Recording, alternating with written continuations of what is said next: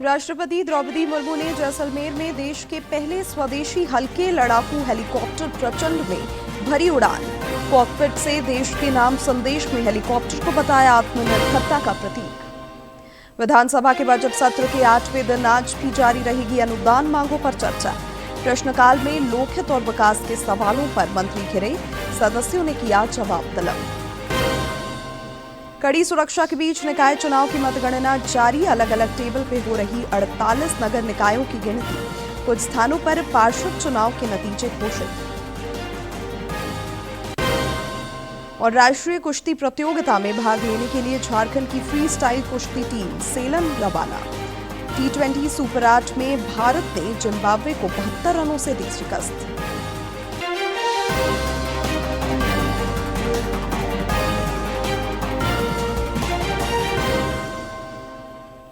नमस्कार, खबरें झारखंड में आपका स्वागत है। मैं हूं शिवानी कुमारी और अब समाचार विस्तार से।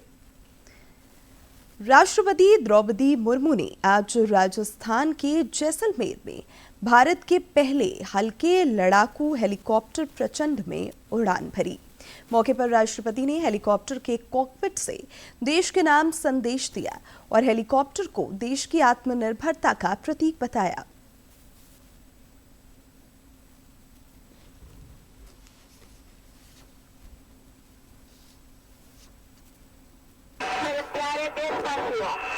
स्वदेशी हेलीकॉप्टर प्रचंड के कॉकपिट से आप सभी को मेरे प्यार भरा नमस्कार। जोहार। प्रचंड हेलीकॉप्टर आत्मनिर्भरता का एक प्रबल प्रतीक है। इस समय मैं प्रसिद्ध जैसलमेर किले के ऊपर उड़ान कर रही हूँ।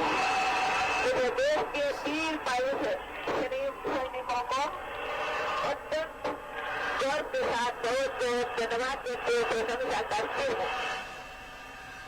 आप लोगों को मेरा फिर से प्यार भरा नमस्कार। जय हिंद, जय भारत। राष्ट्रपति द्रौपदी मुर्मू कल झारखंड के दौरे पर रहीं।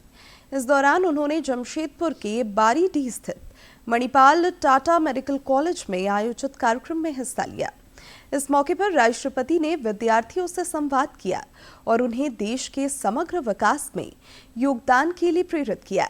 उन्होंने चिकित्सकों की सेवा भाव को रेखांकित करते हुए विद्यार्थियों से समाज के प्रति संवेदनशील रहने की अपील की।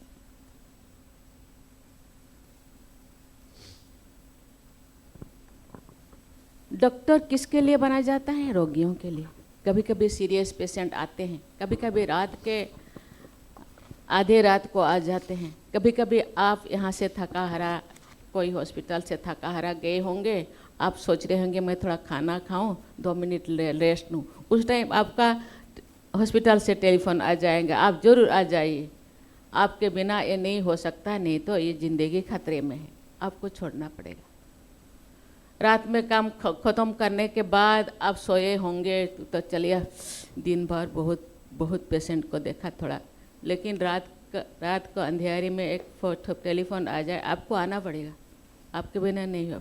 ये सब चीज़ें आपको चैलेंजेस फेस करना पड़ेगा। आप एक महिला है, एक डॉक्टर है, घर का रेस्पॉन्सिबिलिटी भी है और आप जो रेस्पॉन्सिबिलिटी लिए हैं डॉक्टर बन के उसका भी है। इसीलिए आपको बहुत चैलेंजेस का फेस करना पड़ेगा कि नाम कमाने के लिए, लेकिन रुपया कमाना तो बहुत ही आसान है, कोई भी कमा सकते हैं, लेकिन नाम कमाना, डॉक्टर बनना बड़ी बात नहीं होता है। डॉक्टर हो कि अपना जिम्मेदारी निभाना, अपना दायित्व, अपना रेस्पॉन्सिबिलिटी निभाना, ये सब। प्रधानमंत्री नरेंद्र मोदी इजराइल की 2 दिवसीय ऐतिहासिक यात्रा के बाद स्वदेश लौट आए हैं।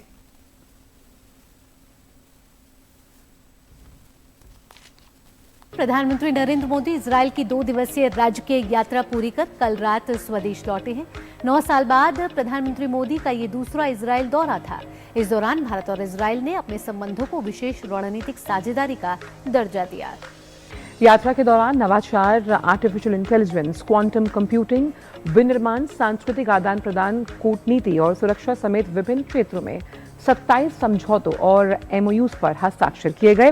प्रधानमंत्री ने यह भी घोषणा की कि दोनों देश जल्द ही परस्पर लाभकारी मुक्त व्यापार समझौता यानी कि फ्री ट्रेड एग्रीमेंट को अंतिम रूप देंगे। साथ ही उभरती और महत्वपूर्ण प्रौद्योगिकियों में सहयोग के लिए नई साझेदारी स्थापित करने की बात भी कही गई। प्रधानमंत्री नरेंद्र मोदी की इजराइल यात्रा का प्रमुख केंद्र प्रौद्योगिकी रहा, जिसमें साइबर सुरक्षा, AI, साइबर सुरक्षा, नवाचार और स्टार्टअप जैसे क्षेत्र शामिल रहे।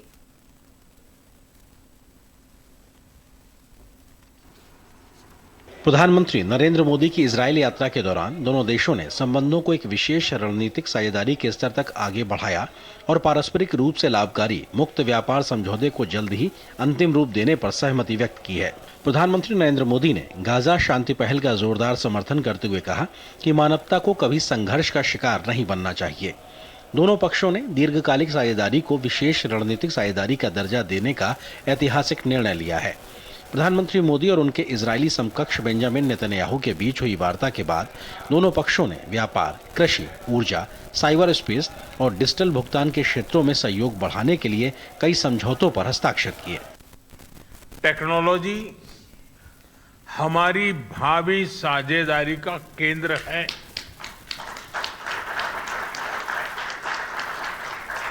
आज हमने critical and emerging technology partnership स्थापित करने का निर्णय लिया है। इससे AI, क्वांटम और क्रिटिकल मिनरल्स जैसे क्षेत्रों में सहयोग को नई गति मिलेगी। मुझे खुशी है कि इजराइल में UPI के इस्तेमाल के लिए समझौता किया गया है। डिजिटल हेल्थ के क्षेत्र में भी हम अपने अनुभव साझा करते हुए लोगों के जीवन में सुधार लाने के लिए प्रतिबद्ध हैं। पीएम मोदी ने कहा कि रक्षा के क्षेत्र में दोनों देशों के बीच दशकों पुराना विश्वसनीय सहयोग रहा है। उन्होंने कहा कि पिछले वर्ष हुए समझौते से इनमें नए आयाम जुड़ेंगे। पीएम मोदी ने कहा कि दोनों देशों के बीच कृषि सहयोग का लंबा और सफल इतिहास रहा है। दोनों देशों के बीच कृषि सहयोग का लंबा और सफल इतिहास रहा है। आज हमने इस सहयोग को फ्यूचरिस्टिक दिशा देने का संकल्प लिया है। इजराइल के सहयोग से भारत में स्थापित सेंटर्स ऑफ एक्सीलेंस हमारी मित्रता के उत्तम उदाहरण है। इनकी सफलता देखते हुए हमने इनकी संख्या 100 तक ले जाने का 100 तक ले जाने का लक्ष्य निर्धारित किया है। इस दिशा में एक कदम और बढ़ाते हुए विलेजेस ऑफ एक्सीलेंस बनाने पर भी काम कर रहे हैं। इससे इजरायली टेक्नोलॉजी भारत के गांव-गांव तक पहुंचेगी और लाखों किसानों की आय और उत्पादकता में बहुत बढ़ोतरी होगी। पीएम मोदी ने कहा कि भारत और इजराइल पूरी तरह से स्पष्ट है कि आतंकवाद का दुनिया में कोई स्थान नहीं है। किसी भी रूप में, किसी भी अभिव्यक्ति में आतंकवाद को स्वीकार नहीं किया जा सकता। भारत और इजराइल भविष्य में नियमित तौर पर द्विपक्षीय मंत्री स्तरीय बैठकों की व्यवस्था पर सहमत हुए हैं। इजराइल के प्रधानमंत्री बेंजामिन नेतन्याहू ने इसकी घोषणा की। We've decided to have a G2G meeting in India as soon as we can arrange it. We'd like to take the distinguished ministers who are here. Bharat और इजराइल के बीच भारत पश्चिम एशिया यूरोप आर्थिक गलियारे IMEC, IMEC के कार्यान्वयन और I2EU2 Bharat Israel UAE America के ढांचे के तहत सहयोग पर भी चर्चा हुई। इजराइल यात्रा के अंतिम दिन भारतीय मूल के यहूदी समुदाय के लोगों ने प्रधानमंत्री नरेंद्र मोदी से मुलाकात की। पीएम मोदी ने इजराइल के विकास में योगदान देकर उनकी सराहना की। ब्यूरो इनपुट के साथ सुधीर यादव की रिपोर्ट, DD। आज भोजनावकाश के बाद अनुदान मांगों पर चर्चा होगी, जिसमें पक्ष विपक्ष के सदस्य अपने विचार रखेंगे। इससे पहले प्रश्नकाल के दौरान सदस्यों ने जनहित से जुड़े सवाल पूछे, जिसमें प्रभारी मंत्री उलझते दिखे। होली के अवकाश से पहले सदन का आज आखिरी कार्य दिवस है। बायोमेडिकल वेस्टेज के निस्तारण के लिए जो एजेंसियां काम कर रही है, वो एजेंसियां धरातल पर सही मायने में काम नहीं कर रही है। पूरे राज्य में 100 जगह रामगढ़, धनबाद, लोहरदगा, पाकुड़ और देवघर में ये काम कर रही है। लेकिन हम लोग जब देखते हैं किसी भी अस्पताल से कचरे का उठाव हम लोग नहीं देख पाते हैं। नियमतः 48 घंटे में कचरे का उठाव होना चाहिए, कहीं नहीं हो रहा है। जवाब दे दिया गया महोदय। उनका पहला जो पूरक था महोदय, उन्होंने कहा कि धनबाद सहित राज्य के सभी जिलों में सरकारी biomedical waste treatment plant नहीं है महोदय। तो सच्चाई है महोदय कि अभी पूरे राज्य में 6 biomedical waste treatment plant स्थापित है महोदय। जो मैं बताना चाहता हूँ, biological lab private limited Dhanbad एवं रामगढ़ में अवस्थित है महोदय। लोहरदगा में मेडिकेयर बायोमेडिकल वेस्ट प्लांट अवस्थित है महोदय। Aditya waste management private limited Adityapur में है महोदय। Greenland waste management private limited Pakur में है महोदय। और प्रकृति वेस्ट मैनेजमेंट प्लांट देवघर में स्थित है महोदय। तो अभी 6 जगह बायोमेडिकल वेस्ट ट्रीटमेंट प्लांट उन्होंने लगाया है महोदय। राज्य के 48 नगर निकायों में 23 फरवरी को हुए चुनाव की मतगणना सवेरे 8 बजे से जारी है। राज्य निर्वाचन आयोग के निर्देश पर सभी मतदान केंद्रों पर सुरक्षा के पुख्ता इंतजाम किए गए हैं। सुचारू तरीके से मतगणना संपन्न कराने के लिए राज्य भर में बनाए गए मतगणना केंद्रों पर 1309 टेबल लगाए गए हैं। रांची नगर निगम और बुंडू नगर पंचायत के मतों की गिनती सुकरहुट्टू स्थित ट्रांसपोर्ट नगर में की जा रही है। कोडरमा नगर परिषद सहित कई वार्ड पार्षदों के परिणाम आ गए हैं।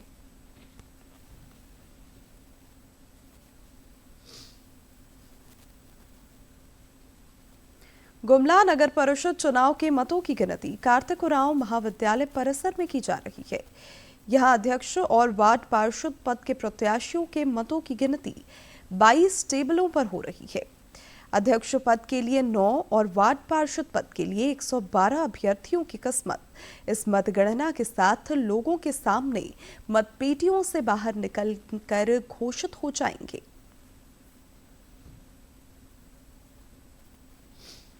हम लोग डिप्यूट कर रहे हैं। अलग अलग एरियाज में कुछ बैरिकेडिंग्स लगाई गई है जो कि केओ कॉलेज के अंदर है। उसके अलावा शहर के बाहर भी यातायात नियंत्रण के लिए कई जगहों पर ड्रॉप गेट्स लगाया गया। तो सारी बैरिकेडिंग, सारे ड्रॉप गेट्स पर आपको फोर्स और मजिस्ट्रेट आपको दिखेंगे। उसके साथ अंदर मल्टीपल लेयर की सुरक्षा प्रदान की गई है। देवघर और मधुपुर में मतगणना केंद्रों पर कड़ी सुरक्षा के बीच वोटों की गिनती की जा रही है। बिना पास के किसी को भी मतगणना केंद्र में प्रवेश करने की इजाजत नहीं है। प्रत्याशियों और समर्थकों की नजरें परिणाम पर टिकी है। देवघर के एसडीओ रवि कुमार ने बताया कि 3 लेयर की सिक्योरिटी चेकिंग के बाद ही किसी को प्रवेश कराया जा रहा है। किसी भी अनऑथराइज्ड पर्सन को एंट्री अलाउड नहीं है। जितने भी कैंडिडेट्स उनके एजेंट्स हैं उनको जाने दिया जा रहा है। उसकी बैलेट पेपर से काउंटिंग हो रही है। तैयारी सुबह 5 बजे से चालू हो गई थी। हमने मतगणना कर्मियों का जो काउंटिंग एजेंट और असिस्टेंट होते हैं उनके रैंडमाइजेशन करके उनको रैंडम टेबल पर एलोकेट किया गया है। तीनों आरओ फुल सिक्योरिटी के साथ अंदर में है। पूरा सिक्योर जोन है, लिमिटेड एक्सेस है लोगों। पाकुड़ बाजार समिति प्रांगण में बनाए गए मतगणना हॉल में प्रेक्षक रंजीत लोहरा, जिला निर्वाचन पदाधिकारी मनीष कुमार और पुलिस अधीक्षक निधि त्रिवेदी ने प्रत्याशियों और अभिकर्ताओं की मौजूदगी में स्ट्रांग रूम का सील खोला। यहां मतों की गिनती के लिए 42 टेबल लगाए गए हैं। सीसीटीवी से भी मतगणना प्रक्रिया पर निगरानी की जा रही है।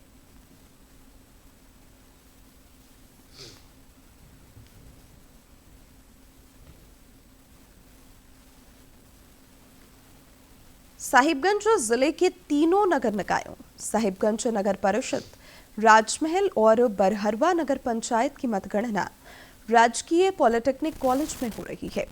साहिबगंज नगर परिषद की मतों की गिनती के लिए 20 और राजमहल और बरहरवा नगर पंचायतों के लिए 10-10 टेबल लगाए गए हैं। सुरक्षा के कड़े बंदोबस्त के बीच मतपेटियों से मतों की गिनती का काम जारी है। धनबाद के राजकीय पॉलिटेक्निक मतगणना केंद्र पर भी निकाय चुनाव की मतगणना चल रही है। धनबाद नगर निगम के महापौर और 55 वार्ड पार्षद के मतों की गिनती के लिए 11 काउंटिंग हॉल में 117 टेबल तथा चिरकुंडा नगर परिषद के अध्यक्ष और 21 वार्ड पार्षद के मतों की गिनती के लिए 4 काउंटिंग हॉल में 22 टेबल लगाए गए हैं। सबसे पहले धनबाद नगर निगम के वार्ड 1, 6, 11, 16, 21, 26, 31, 36, 41, 46 और वार्ड 51 के मतों की गिनती हो रही है। इसके पश्चात क्रमवार वार्डों की मतगणना की जाएगी।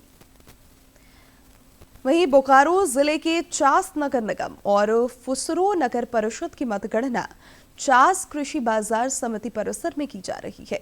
उपायुक्त अजनाथ झा और पुलिस अधीक्षक हरविंदर सिंह ने मतगणना स्थल पहुंचकर व्यवस्थाओं का जायजा लिया। उन्होंने निष्पक्ष मतगणना पर जोर दिया।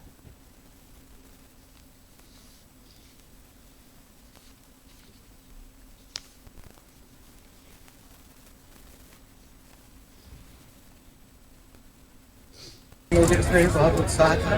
सब लोग भी बहुत सुबह से आ रहे थे। अभी भी काफी भीड़ है, लोग आ रहे हैं लगातार। गणना ठीक 8 बजे शुरू हो चुकी है। कहीं कोई दिक्कत नहीं है, स्मूथ है। की निगरानी में सारा कुछ हो रहा है। जो है बाहर में हर एक बैरिकेड्स पे, हर एक ड्रॉप पॉइंट पे जो है पूरी पुलिस फोर्स लगी हुई है। बाहर से लेके यहाँ तक जो भी जितने पॉइंट्स है सब जगह के सीसीटीवी फुटेज जो है कंट्रोल रूम में फीड आ रहा है। सब जगह जो इम्पोर्टेंट पॉइंट्स है ड्रोन से भी निगरानी रखी जा रही है। बीच में आपने देखा होगा कि राइड कंट्रोल जो टीम है वो भी पूरी तैयार है जरूरत पड़ने पर रिस्पॉन्ड करने की। कोडरमा जिले के डोमचांच नगर पंचायत के 7 वार्डों के चुनाव परिणाम की घोषणा कर दी गई है। वार्ड 1 में रंजीत साव, 2 में सुनीता देवी, 3 में गुड़िया देवी, 4 में अजय साव, 6 में शिवा सिंह और 7 में मंजू देवी ने जीत हासिल की है। वहीं झुमरी तलैया के वार्ड 1 में रेणु देवी, 3 में सोनू चंद्रवंशी, 4 में नीलम पासवान, 5 में नूरी प्रवीण और 7 में घनश्याम तूरी ने जीत का परचम लहराया है। कोडरमा नगर पंचायत के 7 वार्डों के परिणाम भी आ गए हैं। इधर पलामू में भी मतगणना चल रही है, जिसके परिणामों पर लोगों की नजर है। त्रिस्तरीय सुरक्षा व्यवस्था के बीच मेदिनीनगर समेत 5 नगर निकायों के लिए विभिन्न टेबल पर मतपेटियों से मतों की गिनती की जा रही है। पुलिस और प्रशासन का निष्पक्ष मतगणना पर फोकस है। पुलिस अधीक्षक रेशमा रमेशन खुद मतगणना की प्रक्रिया पर नजर रख रही हैं। लेयर में जो है सुरक्षा रखी गई है। 3 लेयर फ्रिस्किंग हम लोग कर रहे हैं यहाँ पे। तो अभी जो है काउंटिंग प्रोसेस जस्ट शुरू, मतलब 8 बजे से जस्ट शुरू हुआ है। तो अभी तक जो है पीसफुली चल रहा है। भीड़ है लेकिन नियंत्रित है। गढ़वा में बाजार समिति प्रांगण में बने मतगणना केंद्र पर निकाय चुनाव के वोटों की गिनती हो रही है। 3 नगर निकायों के लिए यहां मतपेटियों से मतों को गिना जा रहा है। मतगणना केंद्र पर सुरक्षा के व्यापक प्रबंध दिख रहे हैं और जिले के लोग बेसब्री से अपने नए जनप्रतिनिधि के ऐलान का इंतजार कर रहे हैं। पश्चिमी सिंहभूम जिले के चाईबासा और चक्रधरपुर नगर परिषद की मतगणना जारी है। चाईबासा महिला कॉलेज में कड़ी सुरक्षा व्यवस्था के बीच मतों की गिनती की जा रही है। चाईबासा नगर परिषद के लिए 20 और चक्रधरपुर नगर परिषद की मतगणना के लिए 25 टेबल लगाए गए हैं।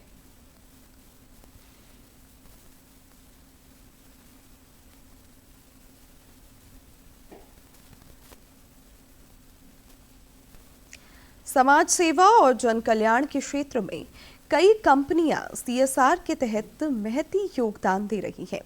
इसी क्रम में लॉरेंस एंड ट्रूबो टूब्रो लिमिटेड ने रांची के नामकुम स्थित राजकीयकृत प्राथमिक विद्यालय कुटियातू में भारत सेवाश्रम संघ द्वारा संचालित अनाथालय में विभिन्न प्रकार की सुविधाएं प्रदान की हैं। प्राइमरी स्कूल के प्रोग्राम में इस साल के प्रोग्राम में आए हुए हैं। हम लोग को बहुत ही खुशी है कि हम लोग स्कूल के लिए कुछ कर पाए और बच्चों के भविष्य के लिए कुछ कर पाए। ये हमारे लिए छोटा सा सहयोग है और आगे भी हम लोग इसी तरह के बाकी स्कूलों का जो भी हमारे प्रोजेक्ट के आसपास रहते हैं सभी में हम लोग इसी तरह से सहयोग करते रहेंगे। एम्स नई दिल्ली ने गूगल के साथ मिलकर आरोग्यम AI ऐप लॉन्च किया है, जो OPD में लंबी कतार और समय बचाने में मदद करता है।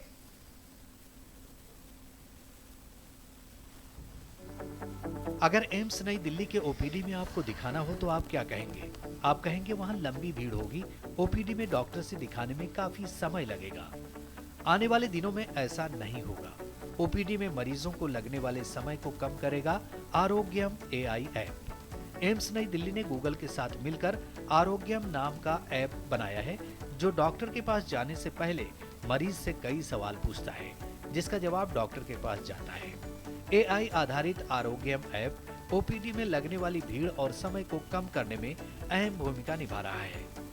अभी एम्स में ट्रायल के तौर पर आरोग्यम ऐप का उपयोग किया जा रहा है। हेल्थ सेक्टर में AI का बहुत ही अच्छा रोल है। जैसे कि ये आप देख सकते हैं, एक आरोग्यम ऐप है। इससे हमें उन्होंने ये बताया कि आप जैसे वेटिंग लाइन में आप वेट कर रहे हैं और फिर डॉक्टर तब तक दूसरे पेशेंट्स को ट्रीट कर रहा है, तो in the mean while AI आपके सारे प्रॉब्लम समझ सकता है, उसकी एक एनालाइज रिपोर्ट बना सकता है एंड देन आप डायरेक्टली डॉक्टर को वो दिखा सकते हो, तो उससे आपका टाइम बचेगा।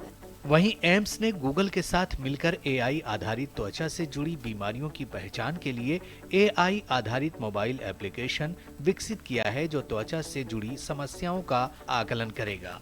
आप डॉक्टर के पास आने से पहले अपने त्वचा की तस्वीर ऐप पर डालते हैं। जब आप डॉक्टर को दिखाने आते हैं, तब तक डॉक्टर आपकी बीमारी को जान जाते हैं।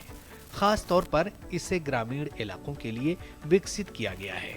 इसका मकसद दूरदराज के क्षेत्रों में त्वचा रोगों का शीघ्र पता लगाना और विशेषज्ञ की कमी को दूर करना है।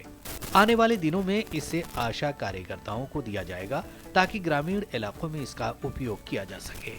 AI का उपयोग डेंटल केयर में भी देखने को मिल रहा है। AI डेंटल की जांच कर ये बता रहा है कि आपके दांतों में किस तरह की समस्या है और किस डॉक्टर से दिखाना चाहिए। वहीं विप्रो हेल्थ केयर एक ऐसा सॉल्यूशन लेकर आया है, जो मरीज के पेट को मॉनिटर करता है। मरीज के पेट को स्कैन कर डॉक्टर के पास रिपोर्ट भेजता है। AI जांच भी करता है और डॉक्टरों को बताता है कि मरीज को ये बीमारी हो सकती है। इस सॉल्यूशन का नाम है विप्रो इंटेलिजेंस। ये सॉल्यूशन केयर गैप को रिड्यूस कर सकते हैं। जो डायग्नोसिस है उसको और तेज़ी से डॉक्टर को पहुंच सकता है और डॉक्टर वो डायग्नोसिस को देख के सॉल्यूशन भी तेज़ी से दे सकते हैं और बहुत सारे रिपोर्ट्स आने पर ये प्रोसेसिंग टाइम भी कम करता है। आने वाले दिनों में AI से हेल्थ केयर में बड़ा बदलाव होगा। साथ ही करोड़ों लोगों की जिंदगी बेहतर बनाने में AI अहम भूमिका निभाएगा। स्वास्थ्य सेवा में AI मानव क्षमता से कहीं अधिक विशाल मात्रा में चिकित्सा डेटा को विश्लेषण करने की क्षमता प्रदान करता है। AI तेज गति से जांच के बाद विश्लेषण कर उपचार संबंधी बेहतर सुझाव दे रहा है, जिससे मरीजों के साथ साथ चिकित्सकों का भी समय और इलाज में लगने वाली लागत भी कम हो रही है। नितेंद्र सिंह की report, TD news, Delhi. Cervical cancer से बचाव की वैक्सीन के लिए कल से देश में बड़ा अभियान शुरू हो रहा है। प्रधानमंत्री नरेंद्र मोदी राजस्थान के अजमेर से इस अभियान की शुरुआत करेंगे।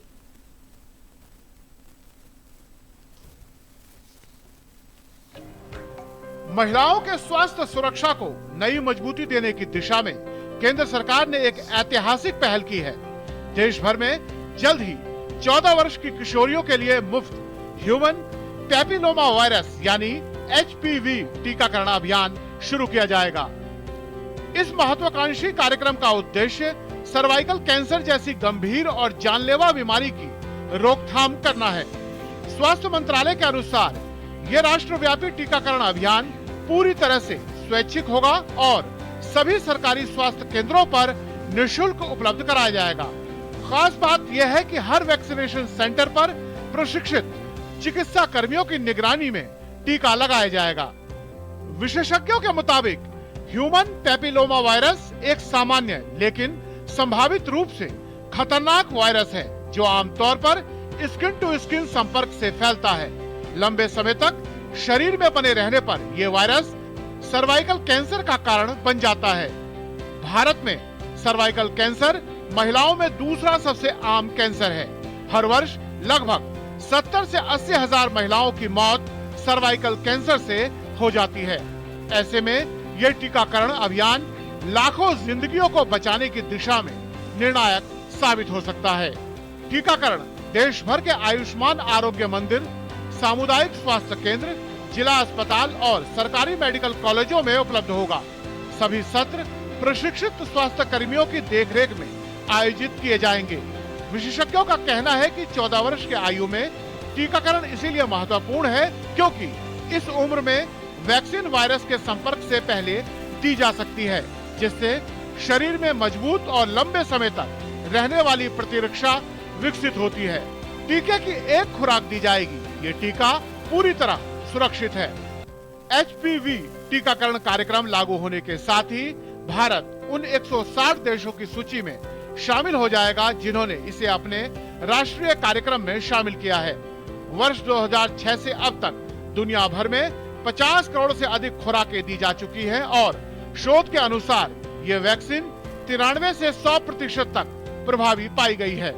सरकार की यह पहल केवल एक टीकाकरण अभियान नहीं बल्कि देश की बेटियों के सुरक्षित भविष्य की दिशा में एक सशक्त कदम है। समय पर टीकाकरण से आने वाले वर्षों में सर्वाइकल कैंसर के मामलों में उल्लेखनीय कमी आएगी।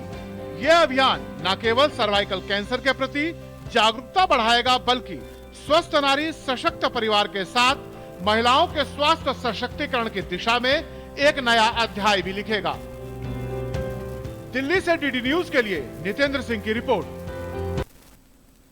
तमिलनाडु के सेलम में आज से राष्ट्रीय कुश्ती प्रतियोगिता शुरू हो रही है, जिसमें झारखंड के पहलवान भी दम दिखाएंगे।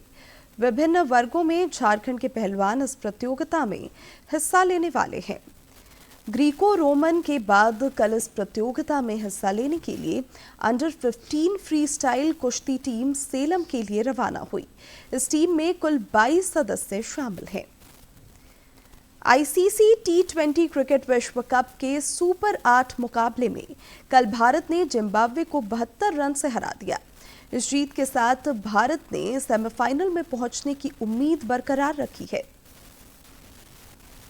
पुरुष T20 क्रिकेट विश्व कप में भारतीय क्रिकेट टीम ने चेन्नई के M.A. चिदम्बरम स्टेडियम में खेले गए सुपर 8 मुकाबले में जिम्बाब्वे को 72 रनों से हरा दिया।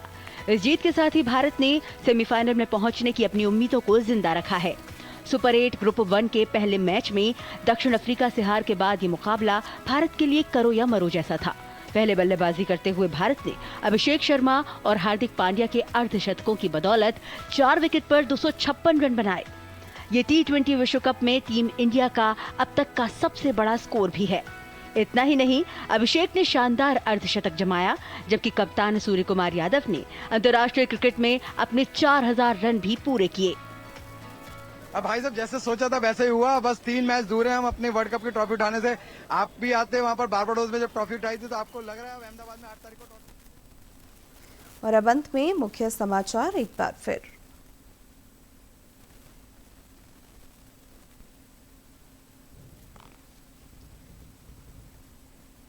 राष्ट्रपति द्रौपदी मुर्मू ने जैसलमेर में देश के पहले स्वदेशी हल्के लड़ाकू हेलीकॉप्टर प्रचंड में भरी उड़ान कॉकपिट से देश के नाम संदेश में हेलीकॉप्टर को बताया आत्मनिर्भरता का प्रतीक। विधानसभा के बजट सत्र के 8वें दिन आज भी जारी रहेगी अनुदान मांगों पर चर्चा। प्रश्नकाल में लोकहित और विकास के सवालों पर मंत्री घिरे, सदस्यों ने किया जवाब तलब। कड़ी सुरक्षा के बीच निकाय चुनाव की मतगणना जारी। अलग अलग टेबल पे हो रही 48 नगर निकायों की गिनती। कुछ स्थानों पर पार्षद चुनाव के नतीजे घोषित। और राष्ट्रीय कुश्ती प्रतियोगिता में भाग लेने के लिए झारखंड की फ्री स्टाइल कुश्ती टीम सेलम रवाना। T20 सुपर 8 में भारत ने जिम्बाब्वे को 72 रनों से दी शिकस्त।